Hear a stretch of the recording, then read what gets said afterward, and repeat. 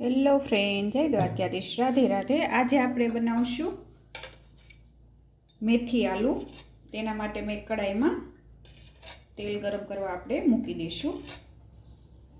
તમારે જેટલી મેથી ને બટેટા હોય તેટલી આપણે તેલ લેવાનું એ પ્રમાણે।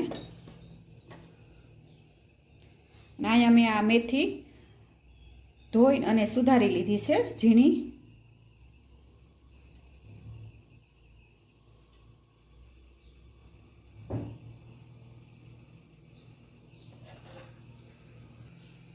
અને તેલ પણ આવી ગયું છે।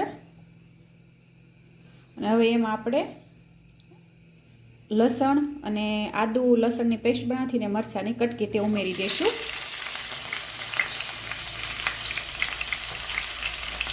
અને સાતળી લઈશું આવી રીતે।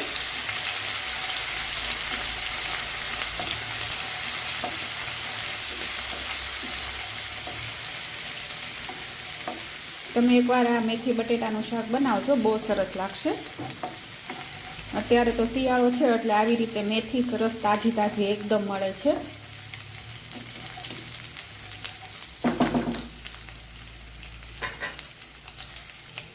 ને આપણું લસણની તળાઈ ગયું છે। હવે એમાં આપણે આ મેથી ઉમેરી દઈશું।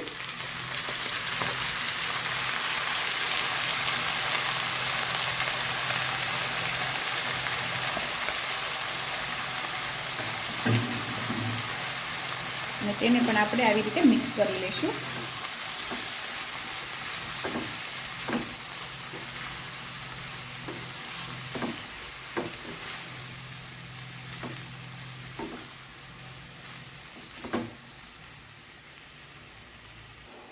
અને તેમાં આપણે એક ટમેટું સુધારેલું ઉમેરી દઈશું। થોડીક હિંગ અને હળદર।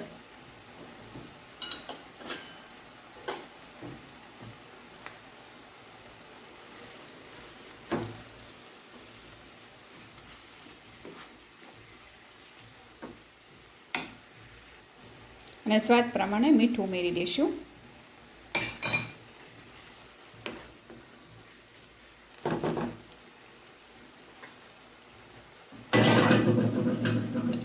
અને હવે ઢાંકીને આપણે મેથીને સડવા દઈશું। અને અહીંયા મેં આ 2-3 બટેટા બાફી લીધા હતા। અને હવે આપણે એને સુધારી લઈશું। કાચા નથી ઉમેરવાના, બાફીને લ્યો ને એટલે આ સબ્જી જલ્દી થઈ જાય। અને નીચે તમારે એમનેમ સુધારી લ્યો ને તો પહેલાં બટેટા આપણે તેલમાં શેકી લેવાના, વઘાર કરી લેવાનો, પછી મેથી ઉમેરવાની।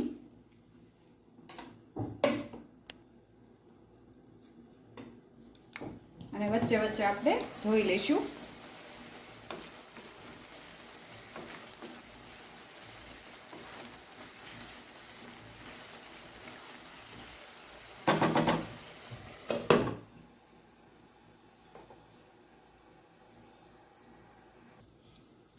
અને હવે આપણે જોઈ જોઈશું આપણી મેથી સરસ સડી ગઈ છે। અને એમાં લાલ મરચું પાવડર ઉમેરી દઈશું અને ધાણા જીરું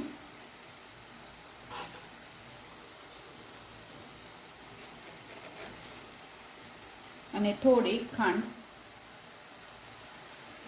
કારણ કે એકદમ ખાટો મીઠો સ્વાદ હશે ને આ શાકનો તો જ સરસ લાગશે।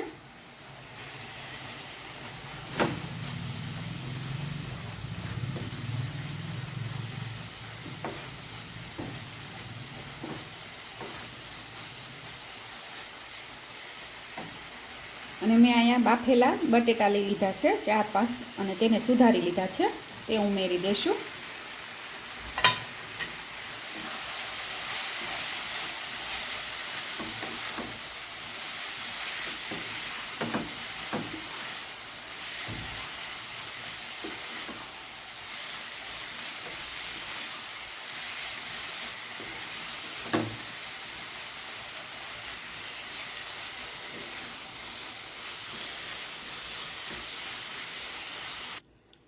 અને આપણું શાક સરસ સડી ગયું છે અને ઉપરથી થોડીક સેવ ઉમેરી દઈશું। તેને પણ આપણે મિક્સ કરી લઈશું આવી રીતે।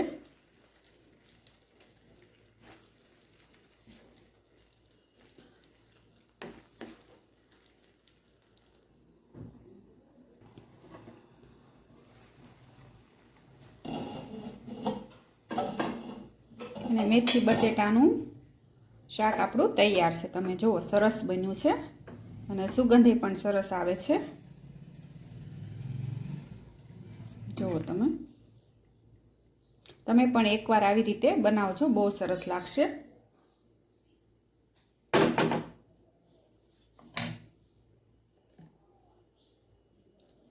અને મારી આ મેથી બટેટાનું શાક તમને ગમ્યું હોય તો લાઈક કરજો, શેર કરજો અને સબસ્ક્રાઈબ કરજો.